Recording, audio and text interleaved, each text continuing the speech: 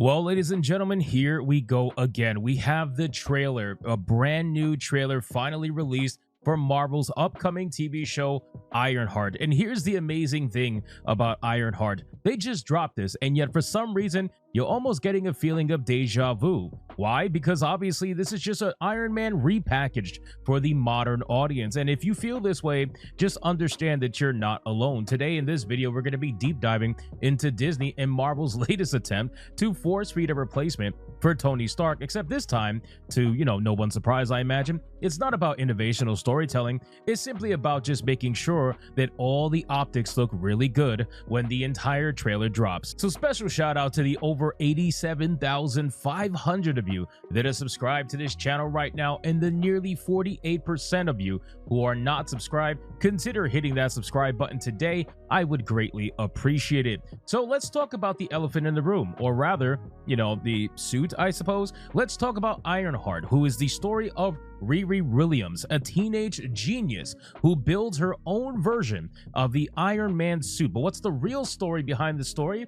Well, apparently this show isn't just here to expand the Marvel universe. It's here to essentially replace Tony Stark with a politically correct copy. Everybody knows what happened with Tony Stark at Avengers Endgame, and since then, this has just been something that's been talked about for a while. Ironheart was damn near canceled. There was headlines going all over the internet talking about how the show had been pushed back, consistently pushed back, and essentially it was in limbo, and nobody was really sure as to what was going to happen with this particular TV show. But now we're here with the brand new trailer dropping, proving that the show does exist and the show will actually be released regardless of what people feel about it. Now here's the thing. Tony Stark has been around for a very, very long time. Iron Man has been around since, I believe, 1963. And of course, Ironheart has been around since around 2016. So clearly there is a sentiment that people are always going to have where they are going to compare Iron Man to Ironheart, which is exactly what they want you to do.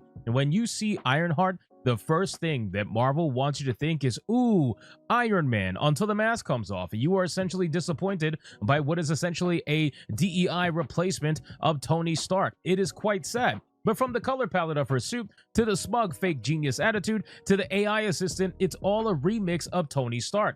Except what's the difference? Well, this version feels quite forced. It's less about a natural successor and more about corporate messaging dressed up in armor. So let's go over Disney's overall strategy. What is their strategy regarding Ironheart? Who are they actually making this TV show? What kind of audience are they trying to draw in with this particular trailer? Well, I think it's pretty obvious what the playbook is. Disney's going to introduce a legacy character swap, which they've done many times before, and then they hype it up with mainstream media interviews with the particular actress and also just about the TV show in general. Then, what's going to happen if the show eventually bombs and doesn't take off? Well, here we go. The fallback narrative is now in place. It's not about the poor writing. It's not about the weak characters. No. It's about racism. It's about misogyny.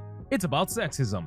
Every single time. I guarantee you guys this is going to happen. The chances of this TV show being successful is very slim. I'm not saying that it cannot succeed. I'm just saying that the modern audience has not shown up for a lot of what Disney has decided to push for them, and I highly doubt that this race swap Tony Stark is going to do any different. Iron Man was successful for a reason. Everybody liked Iron Man because of the buildup that happened with his initial movies that eventually led to the Avengers films, and then from there everything took off, obviously, between phase 1, phase 2, and phase 3 with the ultimate end of Endgame. Then, if anybody can remember, this has happened before. This whole narrative, the fallback narrative about racism, I literally just did a video about yesterday regarding their plans to do preemptive racism headlines every single time there is a TV show that is led by somebody who is not white. Anybody remember Kenobi? I'm sure you do because I mentioned it yesterday. They trained the actress Moses Ingram to deal with racist backlash before the show even aired. Disney expected failure or controversy, and it preemptively essentially spun the narrative. Now Ironheart is setting up for the same exact outcome. If you don't like Riri, well, it can't be because the writing is bad. It can't be because the character's unlikable. It's got to be because you're problematic and you're racist. That's going to be the narrative.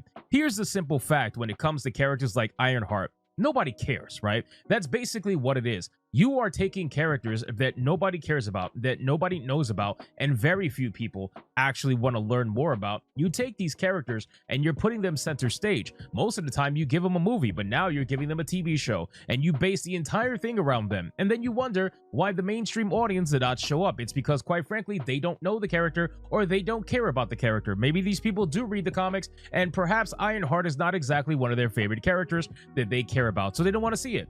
That is what happens. You are using C-list characters and expecting A+ quality. It's not going to happen. So in any case, this is just the latest in a long list of essentially race swapped or gender swapped characters who nobody asked for. They were never built up properly, and it was never earned their place in whatever universe that they're being put in. Quite frankly, she had a little bit of a showcasing in Black Panther: Wakanda Forever, which, by the way, the trailer took every opportunity to remind you existed, because that's the client base that they are trying to go for.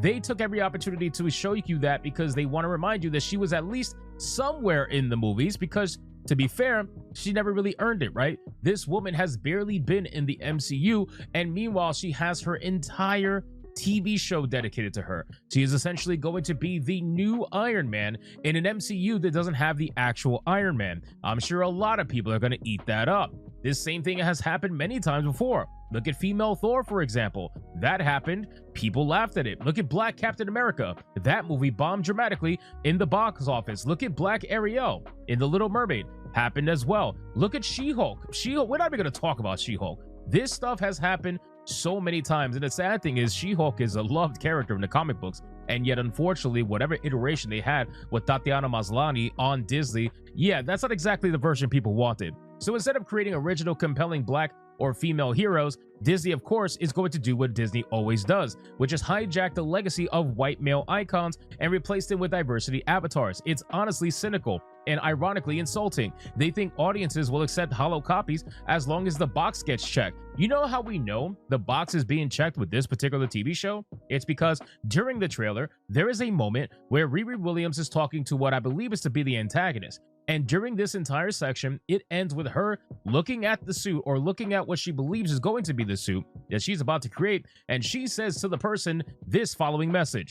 After my internship abroad, I want to build something undeniable, something important,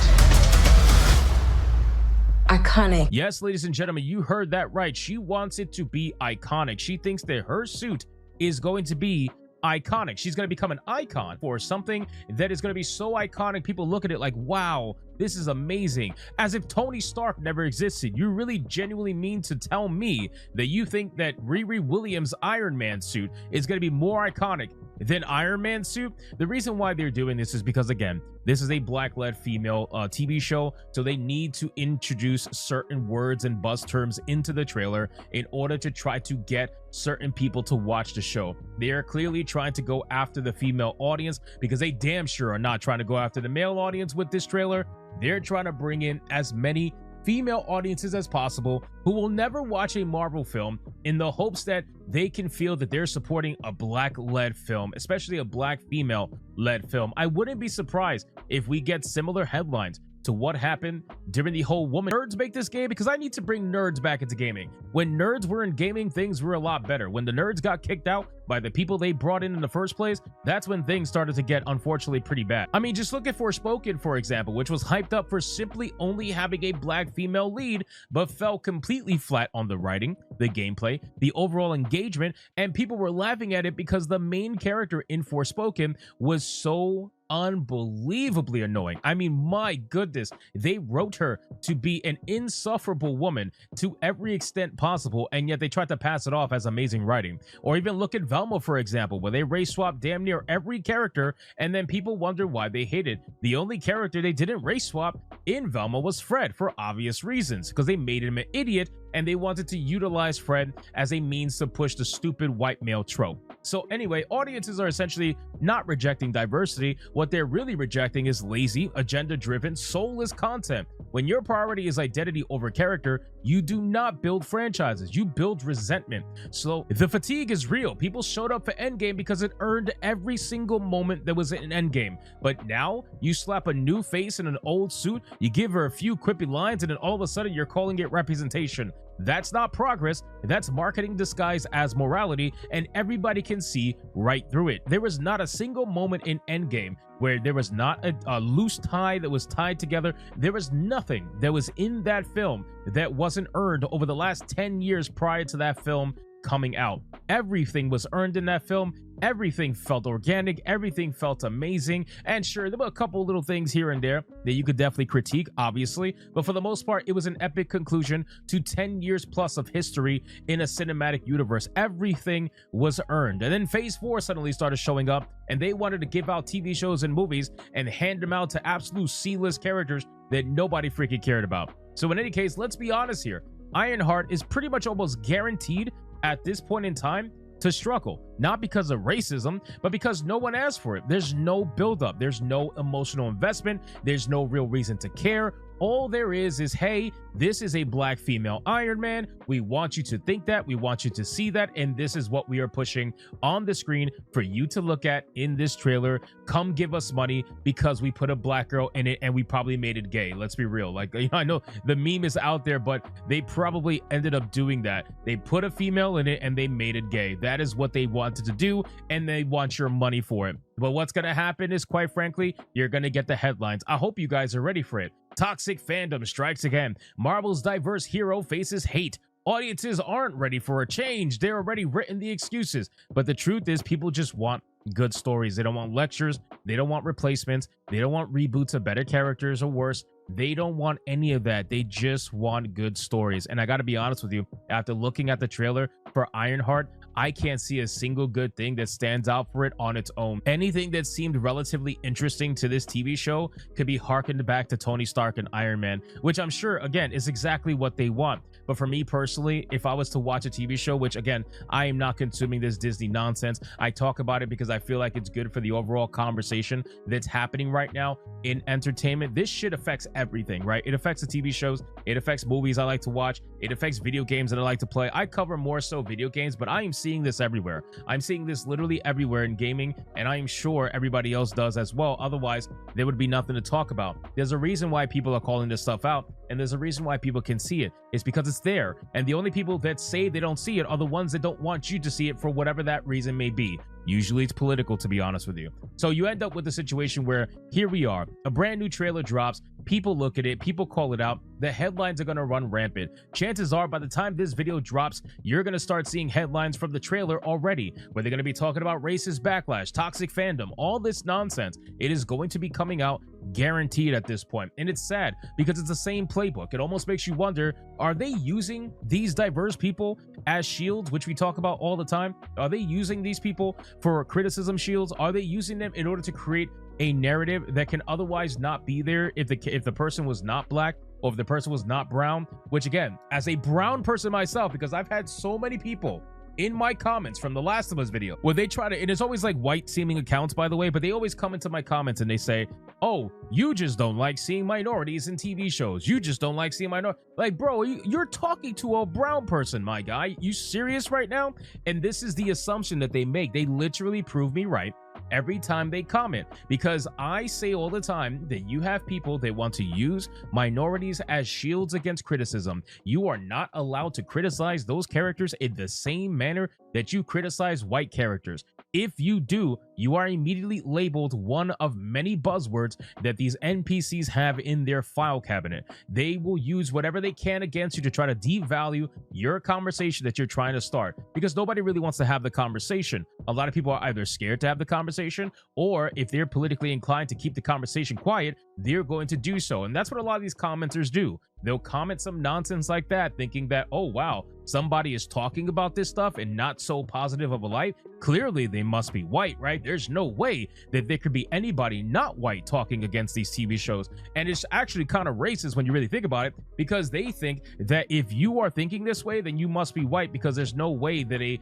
non-white person would think this way. They think they already own the way you think, and they can already tell the way you think, simply because you are not white, because they're used to having you in a form of mental chains. It's actually kind of sad. But no, there are people out there who are not white that absolutely talk against this stuff. We talk about this all the time. There are other people that talk about this all the time, and those people get ignored because they help push against the narrative that certain people are trying to spin. They want to blame it all on white people. They want to oppress all the non-white people, but then the non-oppressed non-white people come out and say, what's going on here? And then these people lose their mind and like, shut up, you Uncle Tom, right? They say this all the time. So, I mean, what is this really? Like, what's the fix to this? Honestly, I really don't know. At this point, you could say it could be pretty simple. Create new heroes or take risk and maybe, like, I don't know, focus on characters that are going to actually be legacy characters. They can carry these newer characters. If you want to introduce C-list characters, you're going to have to tie them to bigger characters that people already know. And I don't just mean by legacy and name alone. Like, those people have to actually be in the movie. So if you wanted to really bring Riri Williams and have her be like some form of, I don't know, woman Iron Man, then perhaps have the real Iron Man train her in the movies. Perhaps have the real Iron Man there to be by her side and train her like he was with Spider-Man in the movies. But the problem is Tony Stark's not around. Iron Man's dead, right? You can't do that, unfortunately, unless you're going to use a form of an AI Tony Stark, which is going to feel really cheap if you decide to do that. So the answer here is really not that simple. Otherwise, it really should be. This is going to be a situation where we have seen this all the time. This is the kind of risk that you don't take. You're going to end up with a TV show that they know is going to bomb. And here's the hilarious thing. We went from these corporations reporting their analytics for the first episode, then they ended up reporting analytics for the second episode, and now what they're doing by combining their episodes, they're doing this to try to make investors feel like the show is not a failure. But we all know that the show is going to be a failure. They started with one episode, now they started releasing 2 episodes at the beginning of the season, and now guess what they're doing with Ironheart? They're not quite going the other route of Echo where they release everything at once, but Ironheart is going to be releasing 3 episodes to start because they need people to binge watch all 3 episodes so they can report to their investors, hey, we had XYZ million amount of minutes watched. This show is a success, we promise. But then when you start taking those numbers and you break them down episode by episode, you realize this show is actually not a success at all. It's a massive failure. They have tried to do this kind of, strategy with other TV shows before, and it has been reviewed through the Nielsen ratings that it's all been a lie. Everything has been a lie. They've been absolute failures, every single one of them that has tried this. So ultimately, ladies and gentlemen, this is where we're going to end up, where in a few weeks, I guarantee that we will start having headlines talking about racism, sexism, misogyny, and everything under the sun, because quite frankly, Disney's already has it ready to go. I'm sure they are in the pockets of corporate media. They're in the pockets of access media, and it's only a matter of time before we start seeing those headlines go through. So long as Marvel and Disney think that replacing icons with politically engineered copies is the way forward, they're going to keep burning goodwill of the fans, and Ironheart isn't the future of Marvel. It's just a symptom of its overall decline. So thank you guys so much for watching this video. Drop your thoughts in the comments down below. Are you going to be watching Ironheart, or have you checked out of the MCU like me altogether? Don't forget to hit that like button, subscribe, and a special shout out to all of the Bigot Army members. I thank you guys so much for hitting that join button, and if you are not a member yet, consider hitting that join button to get your name in the credits at the end of every video. And on top of that, it obviously supports the channel and the work that I do here. Thank you guys so much for everything, and I'll see you guys on the next one. Hypnotic out.